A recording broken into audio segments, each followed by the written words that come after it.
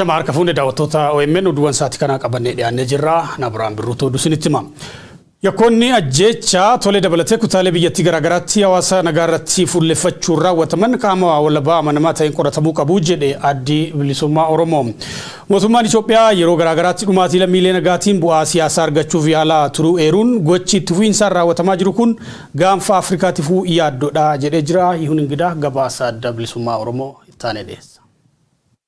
Addi bilisummaa Oromoo haleellaa godina Wallagga Lixaa aanaa Gimbii ganda toleetti raawwatame jedhamee ilaalchisuun ibsa baaseen haleellaan lammiilee nagaa irratti fuulleffatee raawwatame jedhamuun miidiyaaleen garaagaraa gabaasaa jiran qaama walabaa fi amanamaa ta'een akka qoratamu gaafatee jira. Waggoota lamaan darbaniif mootummaan maqaa qaama hidhate sakatta'uu fi barbadeessuu jedhuun baadiyyaa Oromiyaatti lammiilee nagaa leenjii waraanaa hin qabne dirqiin bosonatti bobbaasaa tureera. Milishaan mootummaa lammiilee nagaa of dura oofuun uummata da'oo godhatanii lola gaggeessaa turuu isaanii ragaaleen ni mirkaneessu jedha ibsi addichaa. Gochi qaamni mootummaa raawwatu kun dhumaatii fi buqqaatii lammiilee nagaa hedduuf sababa ta'ee jiraachuus ibse. Mootummaan ajjeechaa bakka bakkatti lammiilee nagaa irratti raawwataman akkasii irra deddeebiin haalaa turus gochoonni kun qaama mootummaatiin raawwatamu gareeleen mirgoota namoomaaf falman mirkaneessaa turaniiru jedhe. Akka fakkeenyaattis ajjeechaa jimlaa muddee tokko bara 2021 godina Shawaa Bahaa aanaa Fantaalleetti tuuta abbootii gadaa Oromoo Karrayyuu irratti raawwatame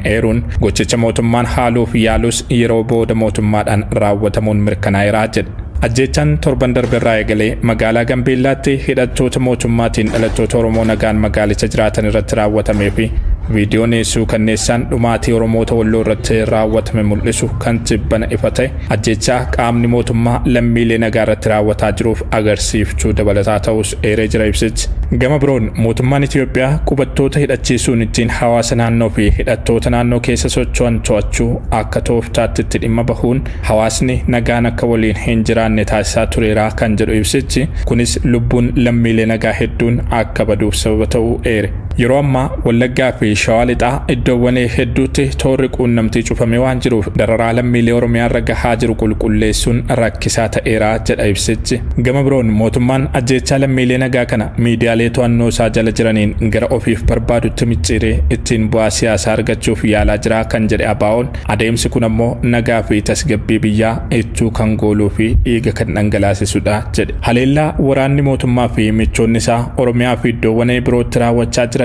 balaanee uummata nagaa gaagaa jiru ajjeechaa fi dararaan mudatan gaanfa Afrikaafuu yaaddessoodha jedhe. Yakkoota naannichatti raawwatamaa jiran ifa baasuuf qorannoon qaama walabaa murteessaa ta'uu ibsuun haleellaan tolee fi iddoowwan birootti lammiilee nagaa irratti raawwataman jedhaman qaama walabaa fi amanamaa ta'een akka qoratamaniif gaafatee jira. Kun akka ta'uuf qaamni martuu tumsuu qabaa jedhe. Waraanni mootummaa baay'inaan gara magaalotaa fi aanaalee Oromiyaa lixaatti fe'amaa jiraachuu jiraattonni OMN itti himan. Sanbata darbe waraanni mootummaa ka'umsi isaanii gara Finfinneetti ta'e awutoobisoota guguddoo taataa jedhamaniin beekaman 50 oliin fe'amuudhaan magaalaa Ejiree keessa darbaa turuu maddeen keenya achi argan nu himanii jiru. Imalli isaanii gara lixa Oromiyaatti ta'us nuuf himanii jiran. Humni waraanaa lakkoofsaan danuu ta'e kun sanbatuma darbe magaalaa Naqamtee buufachuu ammoo jiraattota garas jiranirraa qulqulleeffachuuf dandeenye jirra. Humni bifa haaraan gara godinaalee lixa Oromiyaatti bobbaafame kun rakkoo duraanuu naannichatti mudatee jiru walqabatee yaaddoo dabalataa ta'uu ibsan jiraattonni.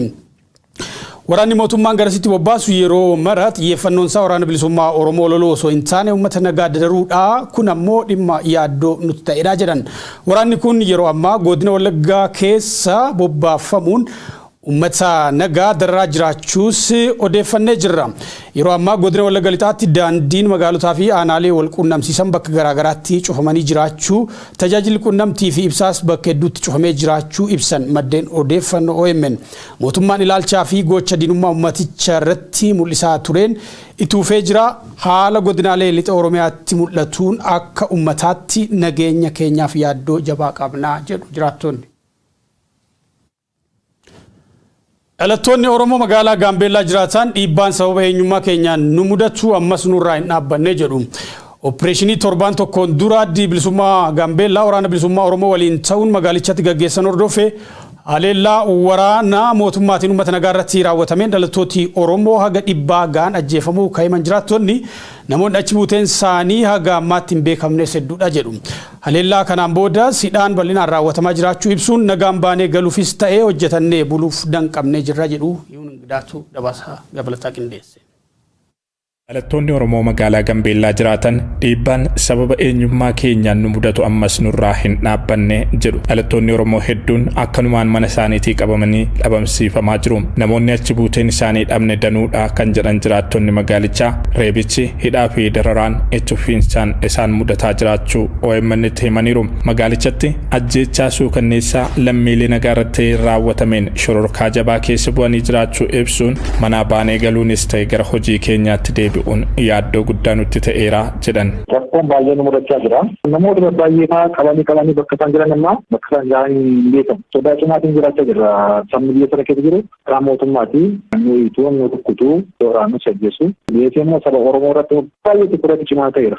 Opereeshinii torban tokkoon dura addi bilisummaa Gambeellaa waraana bilisummaa Oromoo waliin ta'uun magaalichatti geggeessan hordofee waraanni mootummaa naannichaa fi kan federaalaa uummata nagaa irratti haleellaa bananiin lubbuun dhalattoota Oromoo hanga 100 gahanii darbuu kan himan jiraattonni magaalichaa gochisuu kanneessaan kun dhala namaa hafee bineensa irrattiyyuu kan raawwatamu miti jedhu. Afi ofii kana nama qortamaa dinbeekaa anqola qo'atte iskaata jiraatan walii gara ibbaa gadi malee ibbaa ol malee ibbaa gadi hin taane. Kana jechaam sabni Oromoo kan jedhu isaa ol malee isaa gadi hin taane. Har'a gadi waan irraa kadeessatti waan irra. Garuu dudduuba keenya wanta nuti waraanamni nutti fakkaatu. Bakka annuma keenya tun sodaataa jira bakka. Maaliif gochiidhaan jedhan gochaa biyya lafaa irra jira. Sababa kanarratti dirgiitii waan akkasii jiru. Qaama mootummaarraa miti nama dhuunfaarra waa'ee ni eeganna waan akkasii. Ajjechaan akkasii jira.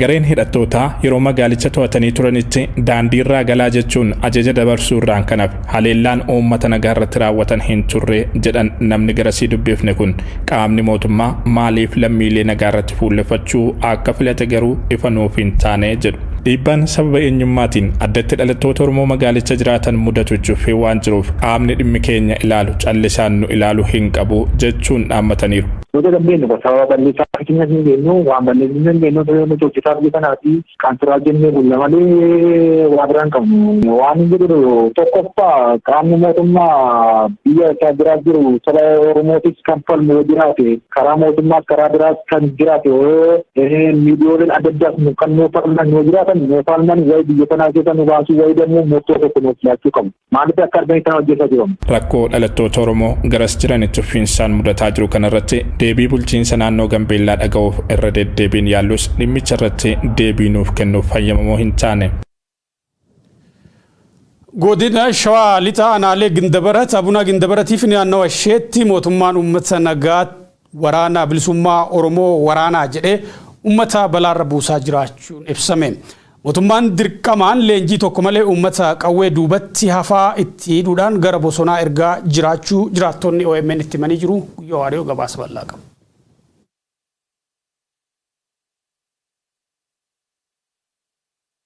Gaagam siyaasaa kan mootummaa bilxiginnaatiif waraan bilisummaa Oromoo jidduu deemuu jiruun rakkoof gadadoo gargara jajjabduuf saaxilamne jira. Jiraattoti godina Shawaa Lixaa Gindabarat irra Oromiyaa miidiyaa neetwoorkiif yaada isaanii kennan. Shawaa Lixaa aanaa Abuna Gindabarat fi kaachisi keessatti kan ta'aa jiru. Akkasumas gandamutti ulaa baroo hawwatoo arboo gubbaa wanti jedhamu kuni mootummaan dhufee guyyaa guyyaadha kan inni uummata dararee uummata reebee akka barbaade godhu barbaade jeesee bira deemu. Aanaalee akka Gindabarat kaachis Abuna Gindabaratiif naannoo ishee keessatti uummata waraan bilisummaa Oromoo lolu qabdan jedhanii humnaan hidhachiisuu jiran ka jedhan namoota OMN dubbis kunneen rakkoontu yeroo ragar yerootiin fooyyoftu kaan in dabarti jenna abdannuus isuma maachaa dhufu siitiin jireenyi nu tadhaa'ee jedhu. Gadadoo kana abbootii warraa hedduun isaanii baqatanii waan godhan namnaan asiis rakkoo taananii kaanillee jiru leenjii kan dirqamanii fudhamu jedhee keessaa baqate keessaa baqannaan amma wabbaa warraa keessan dhufutti dubartoota hunda walitti qabanii manni hidhamu nama gandatti qabaleetti hidhuu qabanii. Guyyaa guyyaatti mootummaan nu taphata halkan immoo namoota maqaa waraan bilisummaa Oromootiin hidhatanii dhufe gidir nu garsiis ka jedhan warri dubbifnu kunneen qaamni qawwee qaba maqaa waraan bilisummaa Oromoo himata halkan namu kaamsuun qarshii 100 taga 200 nu gaafachuu jira jedhan. Dursa warreen kaabinee filannoo akkasumas immoo qaama mootummaa keessa waan ta'e hojjetan fi namoota waa qaban jedhanii qawwee qaban jedhanii shakkan ijoolleen qabaa turte ijoolleen hidhatee humna hidhatee jechuudha qabanii fudhachaa turanii akkasumas maallaqa 1,100 200 xiqqaansaa aga 50,000 kaffalaa ture namni kamuu. Kanaaf namooti hedduun naannichirra baqachuun gar magaala galuu jiru. Mootummaan immoo dubartoota kaan aawwan dhiirsi isaanii warri hin jiru lolu dideef baqas jechuun okkaamsanii gandootaaf aanaalee gargara keessatti dhuujiruu jedhu. Kaan immoo lafti akka hin qotamne loon dallaa akka dhaabbatan qabeenyi isaanii barbaadanii gubuun barbaadaa dirqama leenjii qabu leenjii baqatanii siraquu shanee wajjin hidhata qabu kanaafi kan baqatamee kanaaf biyyaa ba'an jedhanii namni garuu gidiraa baqateeti gidiraa jiru kana rakkoo jiru kana jibbeeti kan keessaa baqatu nama malee namuu qabeenya isaarra jiraachuu qe'ee isaarra jiraachuu hin jibbu. Manni murtii magaalaa Buraayyuu galmee qondaalota adda bilisummaa Oromoo afur ilaaluuf har'atti beellamus poolisiin qondaalota kanneen utuu hin dhiyeessin hafee jira. Qondaalota adda bilisummaa Oromoo olaanoo baay'inni isaanii 6 ta'an kana dura manni murtii olaanaa fi waliigalaa Oromiyaa bilisa isaan baasus poolisiin manneen hidhaa itti jijjiiruun bakka adda addaatti isaanidha turee jira. Qondaalonni kunniin ji'oota hedduuf mana murtii irraa ittifamanii ka turan yoo ta'an dhimmi isaanii furmaata akka argatuuf uummanni maatiin hidhamtootaa fi dhaabni isaanii abbaa'oon yeroo garaagaraatti qaamolee gargariif iyyataa dhiyeessaa turee jira. Bu'uuruma kanaan qondaalota kanarratti himanni baname waan hin jirreef qaamni bilisa baastu akka isaan hiiksisuuf dhimma isaanii irratti dhaddachatti dhiyaatee deebii akka kennaniif manni murtii bulchiinsa magaalaa Buraayyuu guyyaa har'aatti beellama qabatee ture. Qondaalonni kunneen obbo Abdii Raggaasa, obbo Mikaa'el Booran, obbo Lammii Beenyaa fi Gadaa Gabbisaati. Qondaalonni kunneen har'a akka mana murtiitti dhiyaataniif ajajamanis poolisoonni garuu otoo hin dhiyeessin akka hafan himamee jira. Manni murtii bulchiinsa magaalaa Buraayyuus poolisiin akka dhiyeessuuf irra deebiin waxabajjii 27 bara 2014tti beellama bulfatee jira.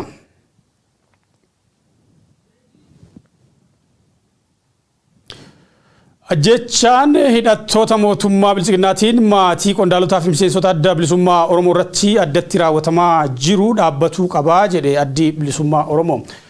Addichi ajjecha obboleessa qondaala adda bilisummaa Oromoo Lammii Beenyaa ka ta'e dargaggoo Hundaa'ol Beenyaa irratti raawwatame ilaalchisuun ibsa baaseen sirni Abiyyi Ahmadiin hoogganamu erga gara aangootti dhufees ajjechaa sukkanneessaa lammiilee Oromiyaa irratti raawwatamuu itti dhufee jedhe.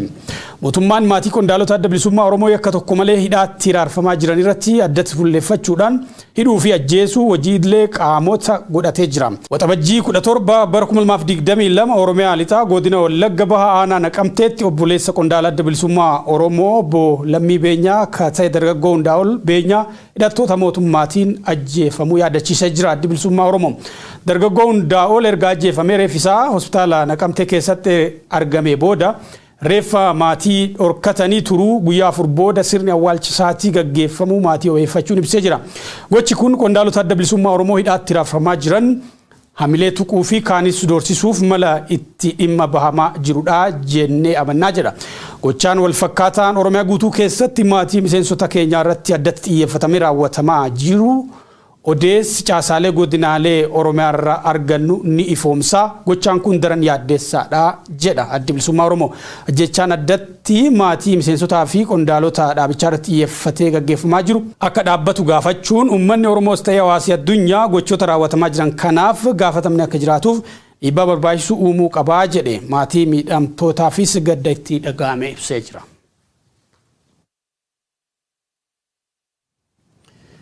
Konferensiin nageenyaa guddinaa fi bulchiinsa gaanfa Afrikaa jedhamu dura deemummaa Chaayinaatiin Itoophiyaa magaalaa Finfinneetti taa'ame. Marii kanarratti biyyooti Afrikaa 6 Itoophiyaa dabalatee kan hirmaatan yoo ta'u Chaayinaan jidduu seentummaa fi dhiibbaa biyyoota lixaa hambisuuf naannichatti nagaa buusuun barbaada jettee jirti. Gaagama siyaasaa Itoophiyaa, Somaaliyaa fi Suudaan hordofee ergamtoota addaa ka ergaa turan Beejingii fi Waashingtan Afrikaa dhuunfachuudhaaf dorgommii cimaa keessa jiru. Guyyoo Haariyoo gabaasa bal'aa qaba. Sell its vision for peace in a region with so much strategic importance. Biyyiti Mao Zedong China jeequmsi gaafa Afrikaanatti tasgabbeessan lakkisa jedhe. First China Horn Peace Conference jechuun marii nageenya Chaayinaaf gaafa Afrikaas jalqaba mata dure jedhuun Finfinnee korkayaamtu Beijing rakkoo biyyootan gaafa Afrikaa shororkeessuu jirtan naffalsoo qaafina lakkisa jechuu si VOM barrees. Marii ergama adda Chaayinaa gaafa Afrikaa Yubing yaam jedhan kanaan Itoophiyaa dabalatee biyyootan harmaata yoo ta'an chaayinaan dhiibba biyyoottan ala kanneen akka Ameerikaa fa balleessi nageenya amansiisaa fidan shakkina jechuun dubbattee jedhan wal waraansi Itoophiyaa jeequmsi Soomaaliyaatii fonqolchi Suudanii wal qabate Ameerikaa fi chaayinaan Afrikaa irratti eegi wal qolchuu jalqabanii yaayuu bubbulan. China has said it will appoint a special envoy to foster peace in the turbulent Horn of Africa. Gaagam siyaas qaxana kana qabbaneessuuf Ameerikaan ergamtoota adda sadi jechuun Jeffrey Feltman, David Satterfield fi Michael Hammerberg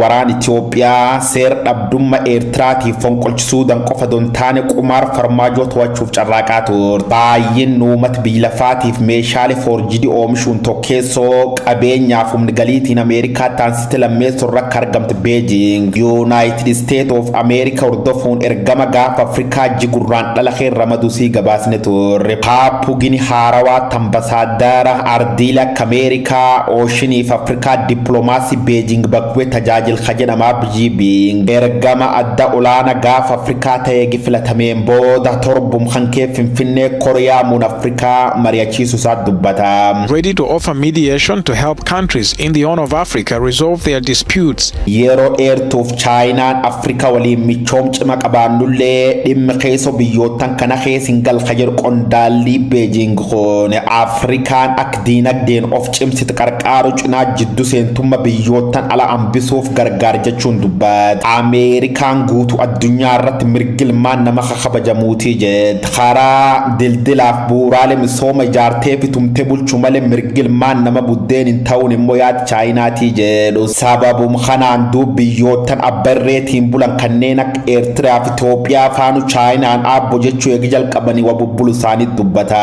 Buufata doonii Jibuutii har'aaf balbal godhachuun gaafa Afrikaa shaqaxaan kadhuunfati chaayinaa moona loltoota Ameerikaa irra laf kiiloomeetira muraasa irra kaampii waraana jaarradhi jechuun waacifaa ture. Hammaleellee Beijing humni bishaan irra jajjabeeffachuun biyyoottan bafagoo irra bobaa Eeshiyaa irra immoo kaalsiif paanti akka maansaatti hammaaruun Awurooppaa gurgurachuu jirti. Gadi jettee shaqqalatti moo matana dhaabde naan qolchuuf hojjattaan gaafa Ameerikaatti hojjadhe bulafaan kan kenarra qabadhiin deebi chaayinaati. Itoophiyaan haleella dippiloomaasii biyyoottan lixaatiif Ameerikaan faan irra godhuu jirtuun qaamitti hirkatti barbaada. Beijing dhiibbaan mirga namooma dhimmi kiyyaa miti si waliin jiraa jetteen karaa dandaam cufaan immoo dhukaasii dhaabbachuu qab jechuun Finfinnee akeekachiiftee jedhu. And where so many interests collide.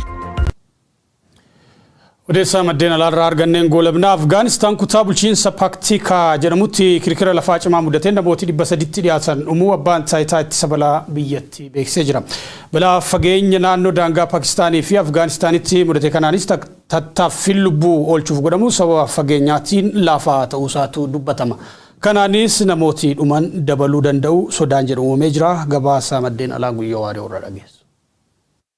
5.9 earthquake which has rocked the southeast of the country. Biyyi milishoota paashtuun Talibaan Afgaanistaanin lafti chochootee nam 300 raachiiftee jedhane. Balaa biyyattii dheed Paktika jedhamutti uumam jedhan kana namootan dhumanii nalallee tilmaan nama dhuugi dhabamuu midiyaalee walirra fuudhuun gabaasuu jiru. Magaalli guddayyoon biyyattii Kaabul gaddaaf rifannoo weeraramte jirti. Mootummaan Talibaan indeeq ergereef nama qote baasuuf yaali godhuu jiraatullee lafti rakkoontiin itti uumamte fageenya fagoo irra waan argamtuuf gargaarsa kadhachaa jiraachuu Aljaziiraan gaazexeessa Afgaanistaan tokkorra qulqulleeffadhe jechuun barreesse. Sosochii lafata maagnituudi 6.1 reeqifti jedhan kanaan kuta bulchiis Paktika irra namoota 280 dhumoon 200 ol madaanii hospitaal seenuu Dabri immoo dheed Koosta jedham keessa namooti 25 obba'uun 90 ol madaa'uu dureen abba taayitittis bala Afgaanistaan Muhammad Naasiim haqaan midiyaaf mirkaneesse. Quake and people as far as Kabul had felt the aftershocks. They had felt the impact of it. Balaan uumama hunduub daangaa Afgaanistaaniif Paakistaan kuta bulchiis Koostaa irra jalqabu maayilsi 27 yookaan kiiloomeetira 44 gad fageenya kiiloomeetira 51 waliin laftarsaasaa turu kadubbata gabaasi sarve Ameerikaa tokko sabab kanaan duuti ilmaan namaa dabaluu akka dandeetira.